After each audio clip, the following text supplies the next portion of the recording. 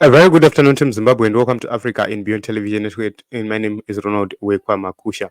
So this afternoon, let us talk about the structured currency and what is happening in the nation of Zimbabwe. We have seen a lot of policies being implemented by the government of Zimbabwe, and these are half-baked policies which have never materialized anything. So it's very important for us to ask these questions, very important questions. Advocate Fadzai says, dear economists who do propaganda for government, is the structured currency upon us? What is it? Why is the Zim economy made up of things that you never find in an economics textbooks? Bond notes, structured currency, RTGS currency, Nostro currency, ZIG. Where would the RBZ board be when inflation is hitting 4 digits? What kind of finance minister allows the country to bangle on without a monetary policy for a whole quarter while the economy bends? It's a mess. So these are very critical issues being raised by Advocate Fadzai here. And we need to critically take a look onto these issues so that as the people, we understand what is really happening. I always say, when you need a policy to be accepted by the people, it must be understood. That is very important. No sane person will accept a policy he or she does not understand. Understanding a policy is the key because decisions need to be made by business people. They need to see if business is going to be more profitable. When we are getting into business, it's not a charity organization. We are getting into a business to make profit. You are investing your money so that you make profit out of it. So everybody who is investing money is expecting to see returns from that money. And with this current government which we have at this moment in time, they'll bring RTGS for you. They'll bring all these currencies for you. And at the end of the day, you lose everything. So right now, the people are holding US dollars somewhere, somehow. They have US dollars. And when this structured currency comes, they do not create fresh accounts for a structured currency.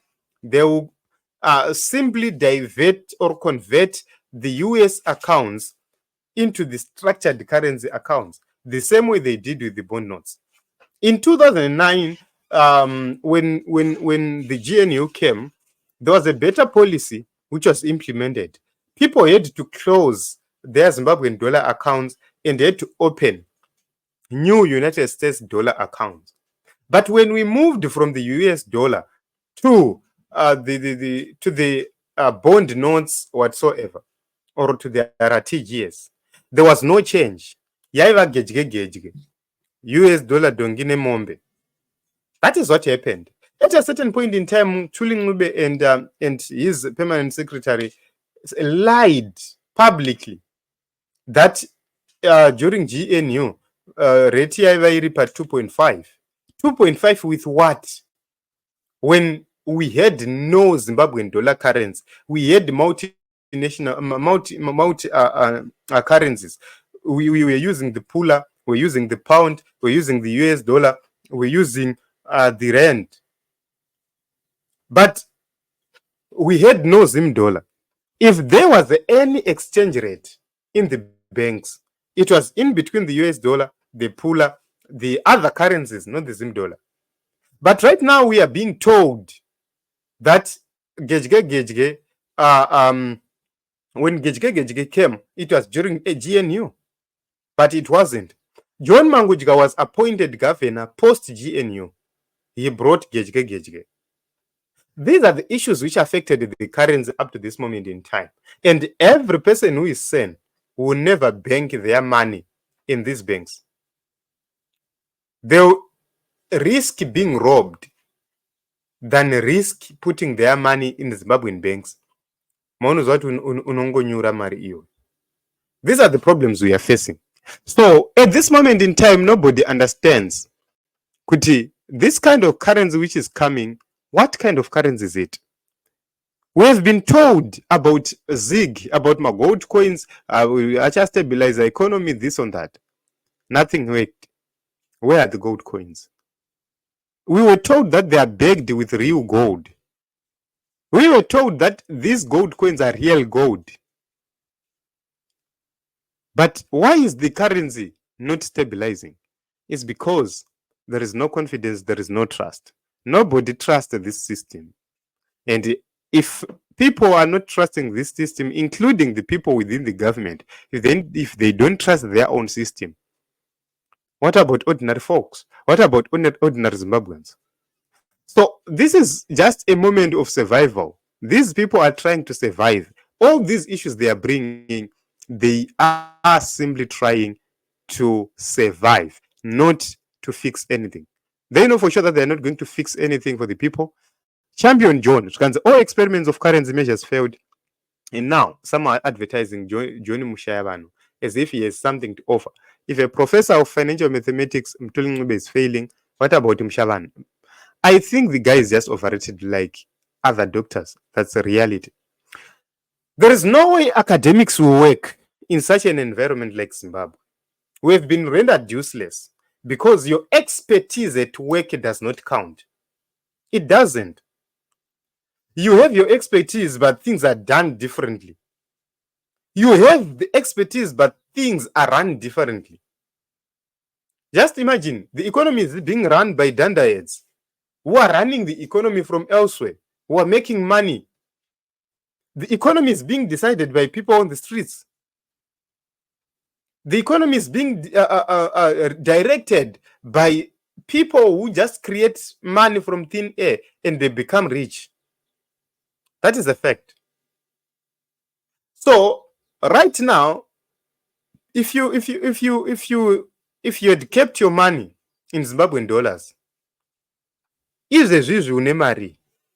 the past few years, wakachengeta maZimbabwean dollars, unemari at this moment in time. You have nothing. So these are the problems. And as long as these are not fixed, you will never have stability in the nation of Zimbabwe. No matter how you try to bring stability, you will never have stability. So this government of Zimbabwe is simply playing with the people. They are joking. They're not even serious about implementing policies which are going to help the people of Zimbabwe. This is the reason why, as the people, we need to confront this system and say enough is enough. We have been robbed for so many times. We have been robbed for so many years. From the era of quadrillion up to this day, we have been robbed. And we have nothing to show. Pensions have been eroded. People left jobs, but got nothing. If you go to the transition from the old era to the GNU, people who left their jobs during that period, they got nothing. And people who left their jobs in this period we are in, especially after the introduction of Emerson Mnangagwa, they have nothing.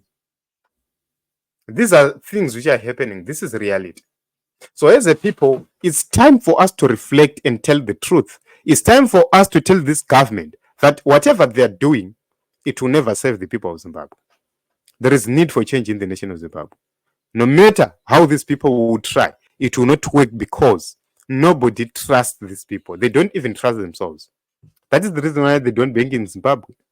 How can you trust a government which is being led by people who don't bank within the same country? How can you trust somebody wekuti abika chikafu iye haasi kuda kudya chikafu ichocho, ari kudza kuti okay ndabika chikafu but I'm going to eat somewhere, imimi idyai? How do you trust that? Even if I'm your guest, I will not eat that food. You have to cook it, we have to eat together. That is a fact. So this country called Zimbabwe, where people need to make money in Zimbabwe, put it in suitcases, fly out using their private jets, bank elsewhere, it will not work. You will never see the currency stabilizing as long as the leaders in Zimbabwe do not bank in Zimbabwe. Kuno kuvana anonzi ma-sustenance accounts ekuti zvingovabatsira panguva iyoyo, but they bring also. That is the reason why you see the Chatungas, they will tell you, ndikanza ndisina mari ndenda pa level rastrive masiwa, but in Zimbabwe, he doesn't have that kind of money. Imagine if Chatunga's money in billions was in Zimbabwe. If it was in Zimbabwe, what about Bona? What about Robert Jr.? If their monies were right here in Zimbabwe, we were not going to have problems of circulation, money circulation. Just imagine all the wealth of Robert Mugabe was in Zimbabwe. Just imagine all the wealth of the leaders of ZANU-PF was in Zimbabwe, sitting around Zimbabwe. Just imagine if their properties were right here in Zimbabwe, being utilized here, everything being done here, all their businesses, if they were operating from Zimbabwe, what was going to happen? So you will see that these people are deliberately destroying Zimbabwe. They want to stay in power so as to continue looting and looting and looting and nothing else. They don't love Zimbabwe. If they loved Zimbabwe, they would have dealt with these issues. But they are benefiting from these issues and they will never fix these issues.